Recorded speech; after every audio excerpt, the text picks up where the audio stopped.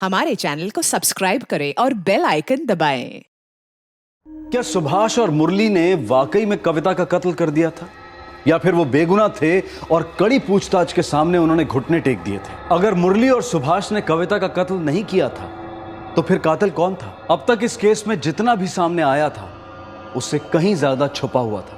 हमारे पति किसी की जान नहीं ले सकते साहब। उन्होंने हमें बताया कि वो लोग आपकी मार सहन नहीं कर पा रहे थे, इसलिए उन्होंने जुर्म कबूल कर लिया।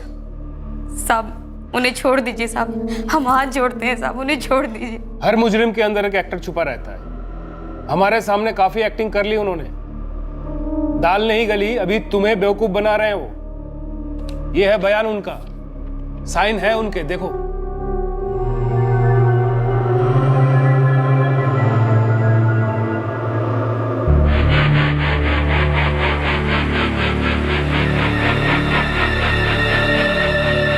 अब तुम हमें वहां ले चलोगे जहां तुम लोगों ने वो चाकू छुपाया।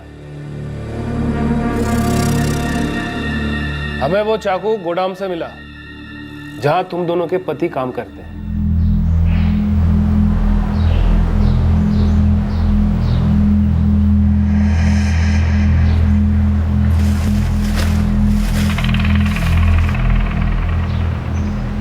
चाकू बरामद करने के बाद उन दोनों ने करोली नाका के पास हमें वो जगह दिखाई जहां झाड़ियों के बीच लाश को उन लोगों ने जलाया था। यही मारा था ना कविता चौहान को? यही मार के जलाया था ना? हाँ साहब।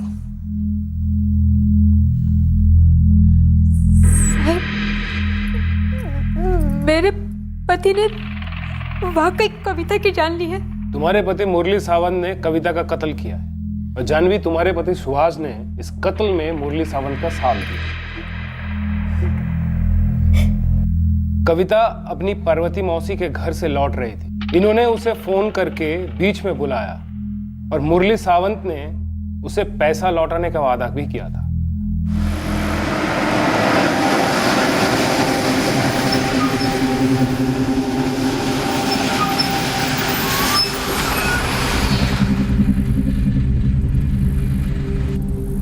दे दो पैसे मुरली भाऊ, मुझे देर हो रही है। अरे तेरे पैसे देने के लिए तो तुझे बुलाया है। चल आ जा, यहीं पास में ही मेरा एक दोस्त पैसे लेकर आ रहा है, उससे उधार लेकर तुझे दे रहा हूँ। आज मेरे सर से बहुत बड़ा बोझ हल्का होगा। हाँ चल आ जा।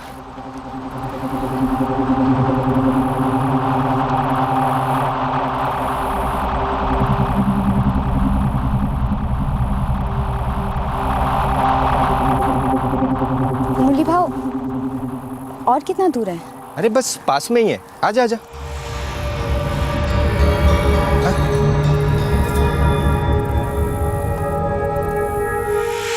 आजा।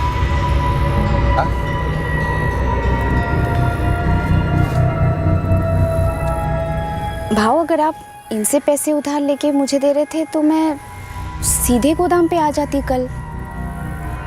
ये सब की क्या जरूरत थी? जरूरत है कविता, जरूरत भी और कारण भी। ये क्या बोल रहे हो भाऊ? मैं ये बोल रहा हूँ कविता कि आज के बाद तेरे और मेरे बीच में ये बाकी के 25,000 रुपए नहीं रहेंगे, कि आज के बाद तू ही नहीं रहेगी।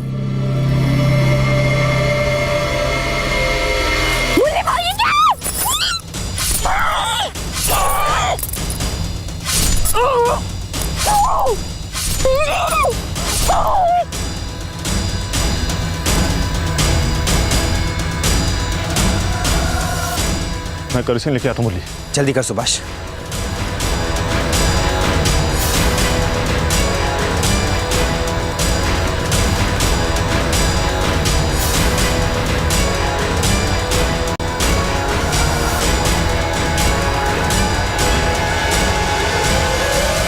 अब साली लाश भी किसी को मिलेगी तो वो पहचानेगा नहीं।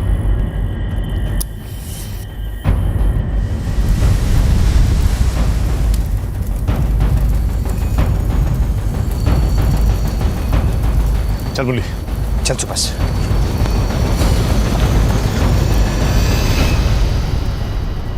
नहीं साहब, मेरे पति चाकू से किसी लड़की को नहीं मार सकते साहब, ऐसा नहीं हो सकता साहब। हाँ साहब, सुभाष ऐसा कर ही नहीं सकते, बिल्कुल नहीं कर सकते। तुम्हारा विश्वास, तुम्हारा यकीन, ये सब अब कोई मायने नहीं रखता। हम बहुत जल्दी चार्जशीट फाइल करने वाले हैं। तुम्हें जो कहना है अदालत में जाके कहना।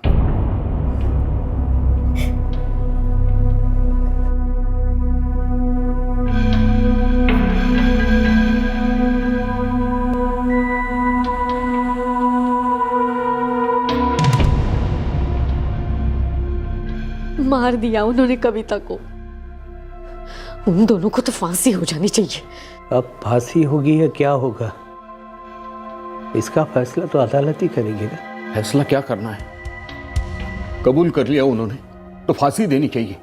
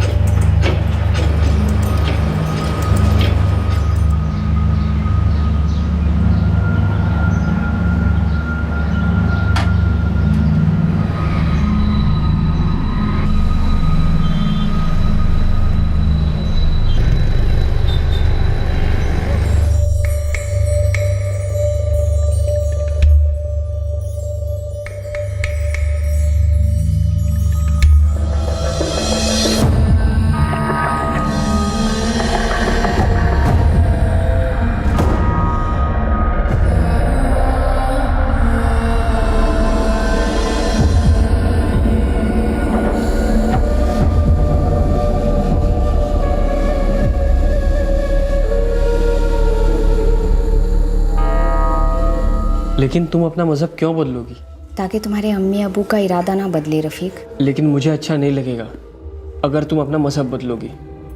लेकिन जैसे मैं थी, क्या वो उन्हें कबूल होगा? सर, पुलिस चार्जशीट के अनुसार आरोपी मुरली विट्ठल सावंत और सुभाष यतिन वाघमरे ने रमेश कदम और मरहूम आशा कदम की बेटी और कंप्लेनेंट गोपाल चौहान की पत्नी कविता चौहान का कत्ल किया है। आईपीसी 302 कत्ल के लिए, आईपीसी 120 बी क्रिमिनल कॉन्स्पिरेसी के लिए, आईपीसी 34 कॉमन इंटेंशन और 201 सबूत गायब करवाने के चार्ज लगाए गए हैं। सर, मेरे क्लाइंट मुरली विट्ठल सावंत और सुभाष यतिन वाघमारे दलील करते हैं कि वो दोषी नहीं है। पुलिस इन्वेस्टिगेशन और आरोपियों के बयान के बाद यह अदालत मुरली विट्ठल सावंत और सुभाष यतिन वाघमारे पर आईपीसी 302, 120 बी, 34 और 201 के चार्जेस लगाती है। आज से मुकदमे की सुनवाई शुरू होगी। मुरली सावंत और सुभाष वाघमरे पर कविता चौहान के कत्ल का मुकदमा शुरू हुआ। इन दोनों आरोपियों ने पुलिस के सामने कबूल किया था कि उन्होंने किस तरह से कविता का कत्ल किया था और फिर उसकी लाश को ठिकाने लगा दिया था। लेकिन कविता चौहान तो जिंदा थी और उसका रफीक नाम के आदमी के साथ निकाह होने जा रहा था। इस केस ने कई जिंदगियां तहस नहस कर दी।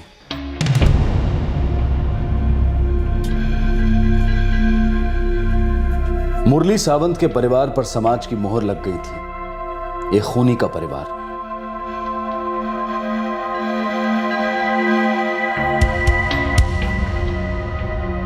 सुभाष वाघमरे के घर में भी वही हाल था।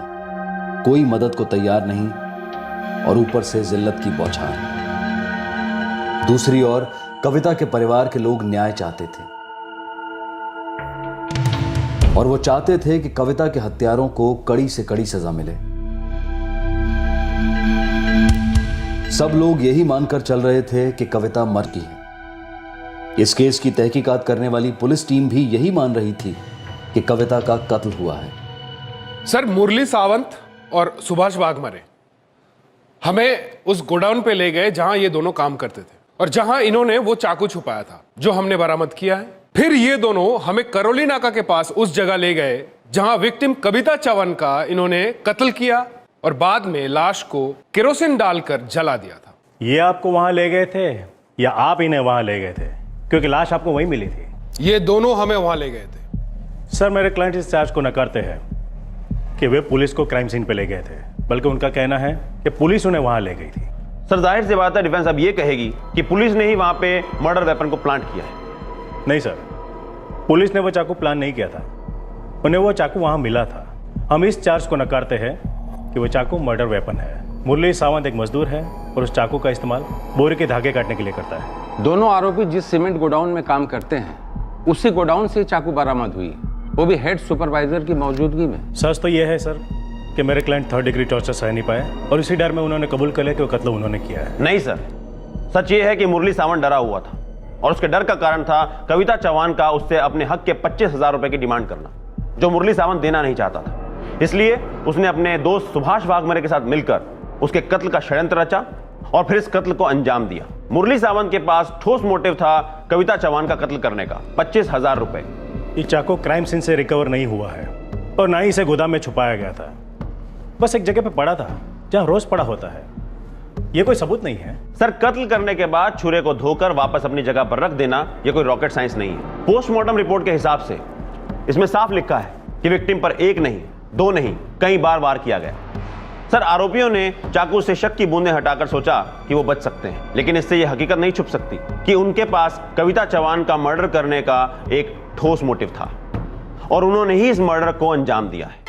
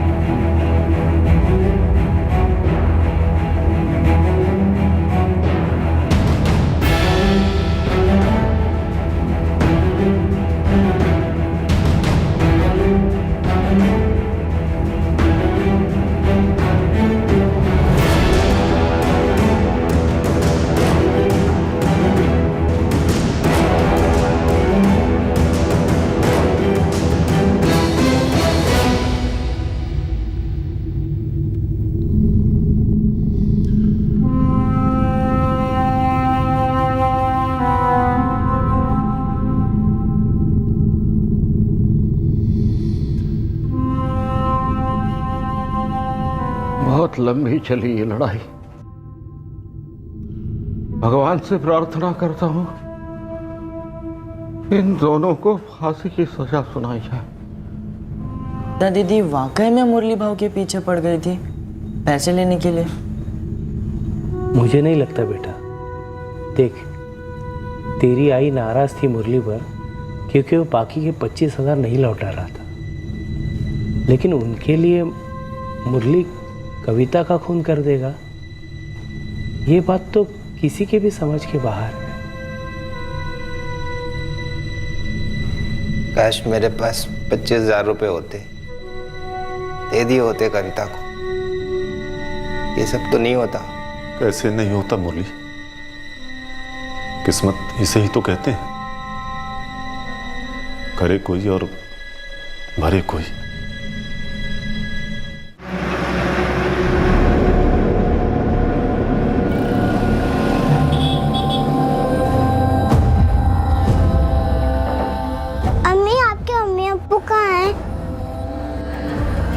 बेटा, अम्मी अल्लाह को प्यारी हो गई। और आपके अब्बू? चलो बेटा, अपना बैग भर लो, मैं तुम्हारा टिफिन लेके आती हूँ, ठीक है? शबाना, नाज़नीन की बात को ऐसे क्यों काट दिया? अब्बू हैं तुम्हारे, भाई है, मौसी है। नाज़नीन उन सबको जानेगी, उनसे मिलेगी तो क्या बुराई है? बुरा तो तकदीर का खेल है रफीक। मैं आज तुम्हारे और नाज़नीन के साथ कितना खुश हूँ। काश मैं ये खुशी अपने घर वालों के साथ बांट सकती, लेकिन पता नहीं क्यों मैं कभी घर लौट ही नहीं पाई। कितनी बार दिल किया कि पार्वती मौसी से मिलूं, बाबा से मिलूं, रजनी से मिलूं।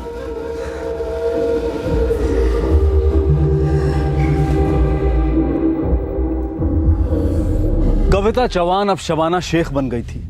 उसकी 4 साल की बच्ची थी और वो अपने पति रफीक के साथ अपनी जिंदगी में खुश थी। दूसरी तरफ मुरली और सुभाष की जिंदगी उजड़ गई थी क्योंकि उन दोनों पर कविता चौहान के कत्ल का इल्जाम लगा था। आखिर पूरे 4 साल बाद अदालत ने अपना फैसला सुनाया।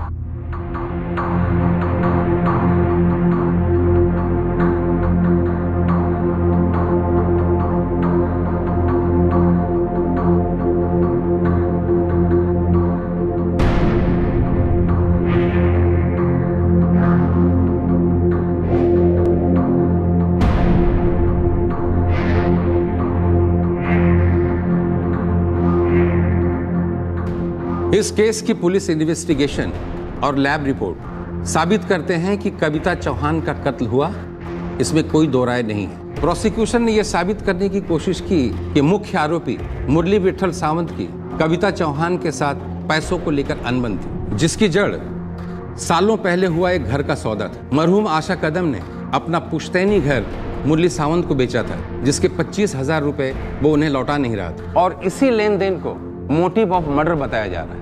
इस केस में मुरली सावंत के दोस्त गोडाउन सुपरवाइजर सुभाष यतीन बागमारे को भी को अक्यूज बनाया गया है, पर इस अदालत को इस केस में कत्ल के इरादे को लेकर सर्कमस्टेंशियल एविडेंस जो पेश किए गए हैं वो काफी नहीं है। प्रोसिक्यूशन द्वारा ठोस सबूत पेश न किए जाने के चलते यह अदालत फैसला सुनाती है कि मुरली सावंत और सुभाष बागमारे ने कविता चौहान का कत्ल नहीं किया। दोनों आरोपियों पर लगे सारे चार्जेस खारिज किए जाते हैं और यह अदालत मुरली विट्ठल सावंत और सुभाष यतीन बागमारे को बरी करती है।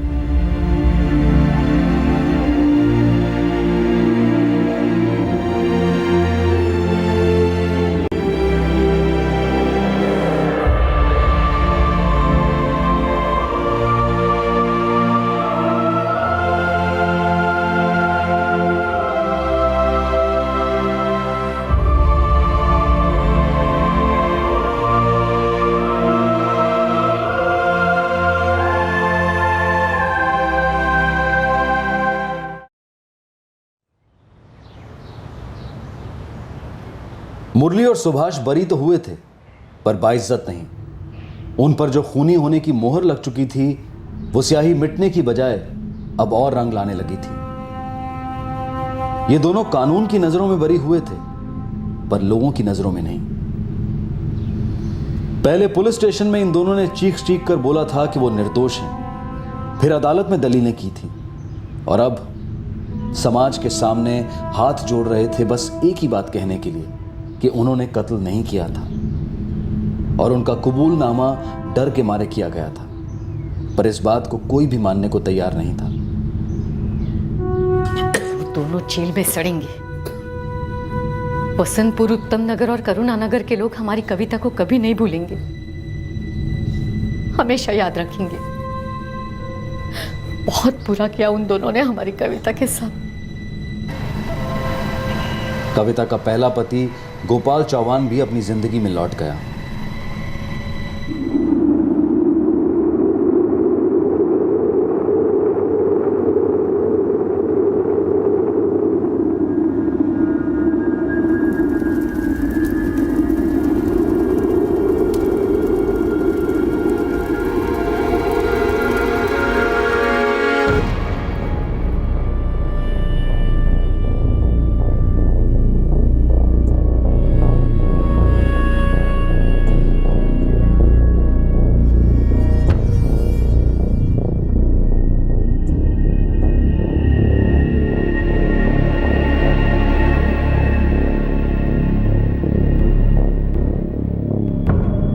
समय लगा, कठिनाइयां आई, पर आखिरकार मुरली और सुभाष की जिंदगी दोबारा पटरी पर आ गई। अगर इन पर कत्ल का कलंक नहीं लगा होता तो ये दोनों इससे काफी बेहतर और इज्जतदार जिंदगी बसर कर रहे होते। अब रिहा हुए 4 साल हो चुके थे, और फिर एक बार इन दोनों की जिंदगी में भूचाल आया।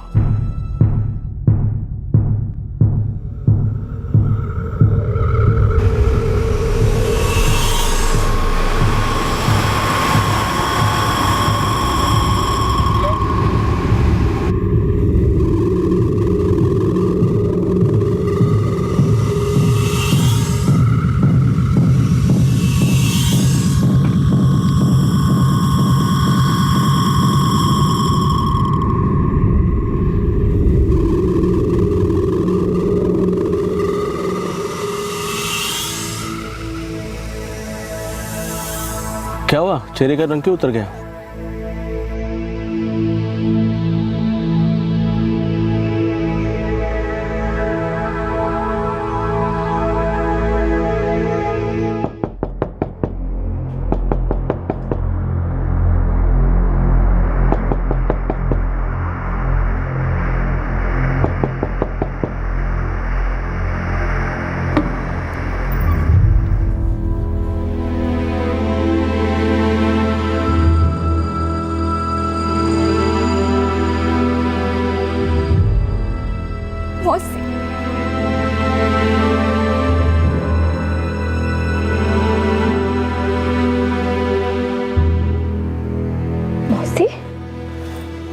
दामोदर मौसा, ये कब हुआ?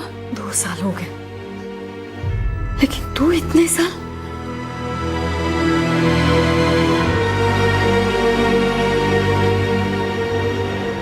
ये मेरी बेटी नाज़नीन और ये मेरे पति रफीक।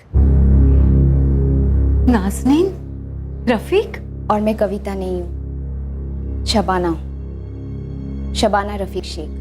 कहाँ थी इतने साल? तुझे पता भी था कि तेरे गायब हो जाने के बाद यहाँ क्या हुआ? क्या हुआ? तुझे सच में पता नहीं? मौसी, मुझे सच में नहीं पता क्या हुआ है। हम सबको लगा तुझे किसी ने मार डाला। मैंने अपने अतीत को मार डाला। सबको लगता है कि तू मर चुकी है। सब लोगों को ऐसा ही लगता है कि मुरली और सुभाष ने तेरा कत्ल किया है। क्या? मुरली भाव? क्या बोल रहे हो मौसी? इतने साल मुकदमा चला, दोनों जेल में बंद थे। इसका मतलब वो सच कह रहे थे कि उन्होंने तुझे नहीं मारा। तो फिर वो लाश किसकी थी? लाश? तेरे गायब हो जाने के बाद एक लाश मिली थी। तेरे दामोदर मौसा को लगा वो तेरी लाश है। लाश पूरी तरह से जली हुई थी। पुलिस ने भी कहा कि ये तेरी ही लाश है। मुरली और सुभाष ने भी कबूल किया कि उन्होंने तुझे मार डाला, लेकिन फिर अदालत में कहा कि उन्होंने तुझे नहीं मारा। उन्होंने ऐसा कहा ताकि वो पुलिस की ज्यादा पिटाई से बच जाए। 2003 से लेकर 2007 तक 4 साल दोनों जेल में बंद रहे। हम सब तो चाहते थे कि उन्हें पर अब वो तो मासूम है। मौसी, कसम से बोल रही हूँ, मुझे इन सब के बारे में कुछ नहीं पता था। लेकिन तू गायब कैसे हुई? थी कहाँ इतने साल?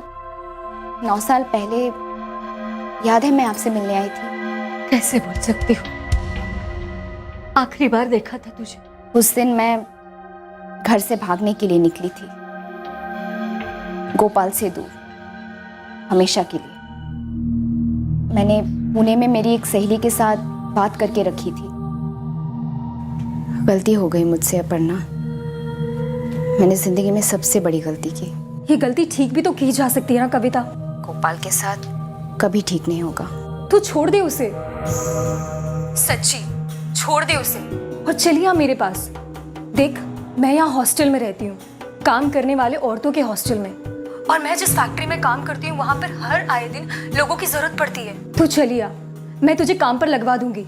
ऐसे कैसे छोड़ दूँ अपर्णा? तुझे बांध कर रखने वाला एक ही रिश्ता था, वो है तेरी आय का, जो अब इस दुनिया में नहीं रही। और अगर तू अपने बाबा के पास वापस जाएगी तो गोपाल वहाँ आकर नाटक करेगा, ब्लैकमेल करेगा।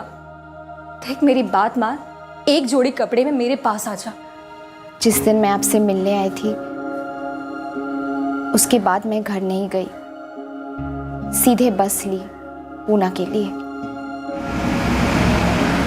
वो सफ़र पिंजरे से निकलकर आज़ादी का सफ़र था मौसी।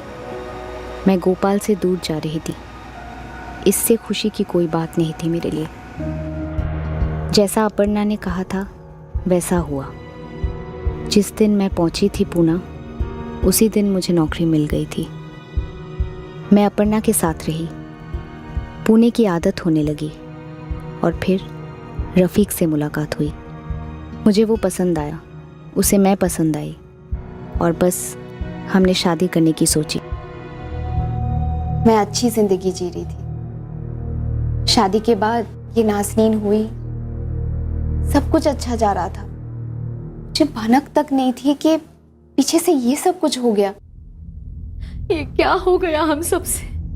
मुझे लगता है वो 2 लोग जिनको शबाना के कत्ल में अंदर कर दिया गया था, उनके साथ बड़ी नाइंसाफी हुई। 4 साल जेल में सड़ी, इतनी मार खाई, रोजगार छिन गए। सुना है बहुत बुरे हाल है उनके अभी। मौसी, जो हुआ गलत हुआ। मैं तो अपने आप को बचाने के लिए गोपाल से दूर भागी। जैसे ये सब कुछ हो जाएगा मुझे कैसे पता था? हाँ शबाना, लेकिन अगर गलत को सही करने की कोशिश भी नहीं करेंगे तो और भी बड़ी गलती होगी ना। मौसी, मैं जाकर मुरली भाव से मिलती हूँ। हम सब उन दोनों की जिंदगियां बर्बाद करने में भागीदार हैं। कि हमने क्या किया कविता।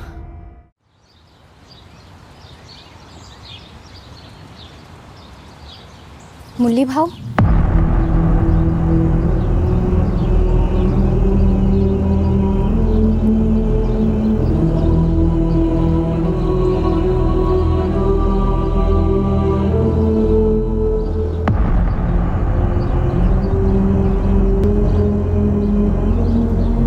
तू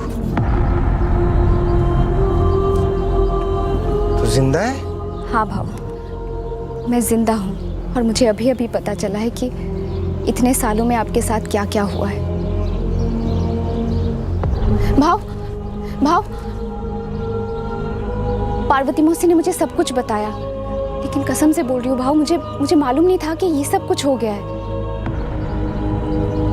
इतने साल बेकार ही खूनी बोलकर खून पिया, पहले पुलिस ने, फिर लोगों ने। मुझे रत्ती भर की जानकारी होती तो मैं सीधे वापस आ जाती और सब सच बता देती, लेकिन अभी भी देर नहीं हुई है। क्या करेगी तू? गुजरा वक्त वापस तो नहीं आएगा, लेकिन सहे गए दर्द का मरहम हो सकता है, नाइंसाफी की भरपाई हो सकती है। अब जो भी हो, मैं यहाँ से कुछ न कुछ करके ही जाऊंगी।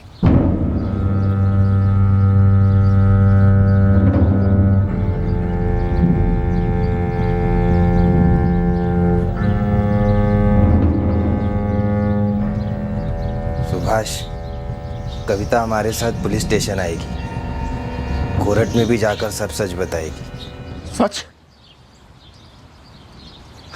मुरली, सच? और तू भूल गया उस पुलिस स्टेशन में सच और झूठ का फर्क एक डंडे का है मुरली। अरे उस डंडे ने क्या क्या नहीं किया हमारे साथ, याद है कि नहीं? उस डंडे से बचने के लिए हमने झूठ बोला कि इसका कत्ल हमने किया है।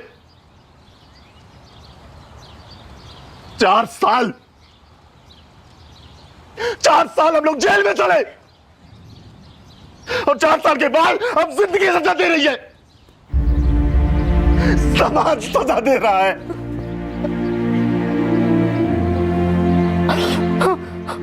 आके किसी से मिला नहीं सकते, बच्चे हमारे गर्दन झुकाकर जीते हैं।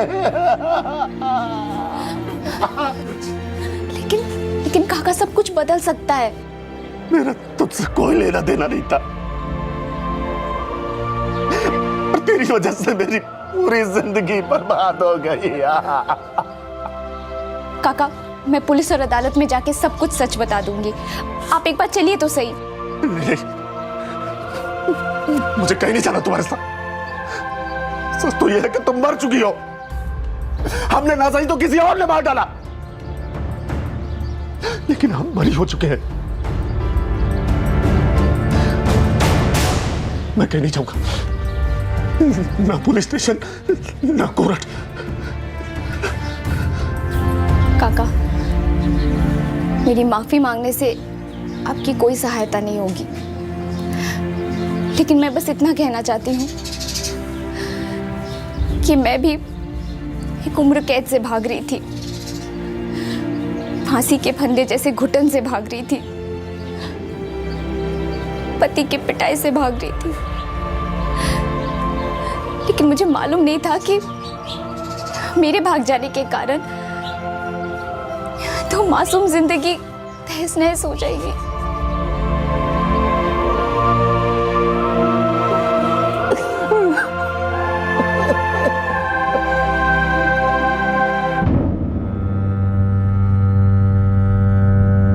मुझे मालूम नहीं था कि मेरे भाग जाने के बाद पीछे से इतना सब कुछ हो गया। 9 साल हो गए, इन दोनों को बरी कर दिया गया है। बेकार में केस फिर से खोलने का क्या मतलब? क्योंकि मैं जिंदा हूँ सर, और ये साबित करना ही पड़ेगा कि मैं जिंदा हूँ। ये जरूरी है कि मुरली भाऊ और सुभाष काका के हक बहाल हो। इन्हें सबूत ना होने के कारण से छोड़ा गया, और अब कोर्ट और सारी दुनिया में ये जानना जरूरी है कि केस की असली सच्चाई क्या है। देखो, ये साबित हो चुका था कि वो लाश तुम्हारी थी। लेकिन सर, पूरी दुनिया के सामने आना चाहिए मैं जिंदा हूँ, और इनकी गिरफ्तारी गलत थी, और जिस तरह से ये समाज पेश आ रहा है वो सबसे गलत। इस सब से इनके जिंदगी के 9 साल लौटा पाओगे तुम? अगर मैं उन पर लगाया हुआ कलंक मिटा सकती हूँ तो वो अगले 9 साल और अगली सारी जिंदगी ये दोनों सर उठा के जी सकेंगे। इज्जत और आज़ादी भी तो कोई चीज़ होती ना साहब।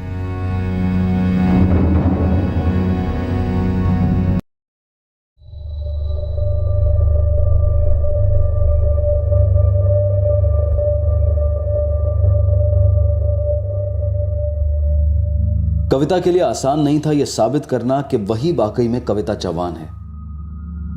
डीएनए टेस्टिंग के बाद यह साबित हुआ कि कविता चौहान उर्फ शबाना शेख एक ही शख्स है। सर, गोपाल मुझे बहुत तकलीफ देता था, उससे मैं दूर भागना चाहती थी। एक दिन मौका मिला तो मैं भाग गई, लेकिन मैंने ये गलती की कि मैंने ये बात किसी भी अपने को नहीं बताया, ना पार्वती मौसी को, ना दामोदर मौसा को, और ना ही मेरे सौतेले पिता रमेश चौहान को।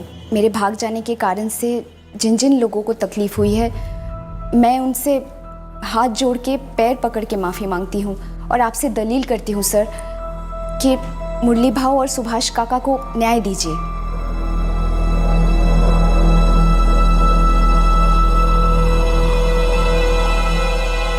यह अदालत इस बात को कबूल करती है कि इस केस में पुलिस इन्वेस्टिगेशन और इस अदालत ने भी भूल की है, गलत किया है। 2 बेगुनाह लोगों पर इल्जाम लगा कि उन्होंने एक औरत का कत्ल कर दिया जबकि वो औरत जिंदा है।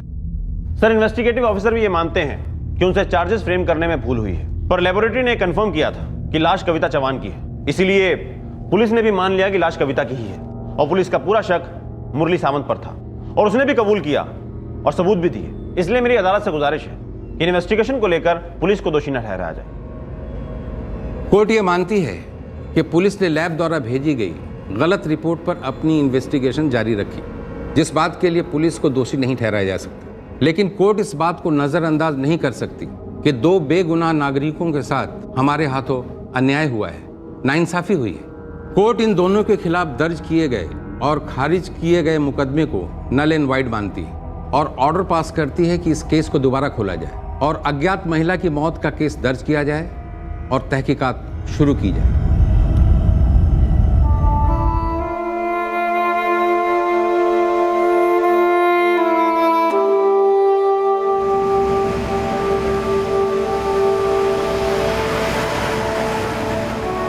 कविता अपने पति रफीक और बेटी नाज़रीन के साथ अपनी जिंदगी में लौट गई। कविता की मौसी पार्वती भी अपनी जिंदगी बसर कर रही है। कविता का सौतेला पिता रमेश और भाई रजनी भी अपने अपने संघर्ष में लगे हुए हैं। मुरली सावंत अब थोड़ी चैन की सांस ले रहा है। कोर्ट के फैसले ने उसे न्याय की एक झलक दिखला दी है। सुभाष वाघमरे भी अब मानता है कि कविता ने पुलिस के सामने जाकर अच्छा काम किया। लौटने के बाद कविता गोपाल से कभी नहीं मिली और ना ही फोन पर कभी कोई बात हुई।